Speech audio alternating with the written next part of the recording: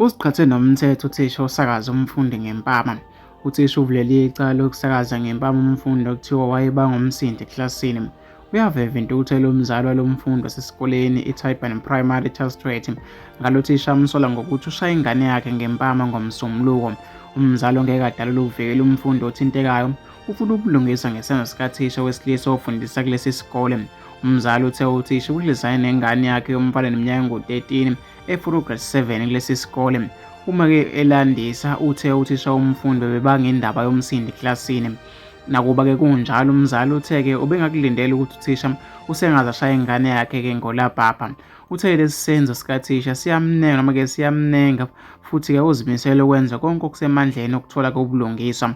Angifuni ukuqamba amanga, siyangicasula isenzo sikathisha. Sikhombisa-ke unye oluyisimanga futhi-ke ngiyobe ngiyisula uma ngingase-ke ngithule ngingasho lutho ngalolu daba ekhuluma-ke ethuthumela.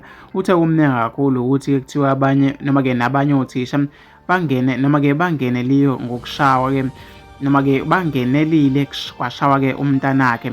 Kusho ukuthi-ke umntanami uyinto yokudlala noma ngubani ofuna ukumshaya uzokwenza njalo, ngeke bakubone lokho bayokwenza-ke ngifile kweyami ingane kuchaza yena. Uthe-ke kuyimanje noma-ke uthe ukuthi kuyimanje isimo somntanakhe asisihle, uthule nje akakhulumi nokukhuluma. Udalule ukuthi isikole-ke sithathe isinqumo sokummisa umfundi esikoleni ngoba-ke uphambene nomyalelo wokuthi akuphikiswana nothisha. Okubuhlungu ukuthi-ke abachazi nokuthi umntanami uzobuyela nini esikoleni kusho kumzali.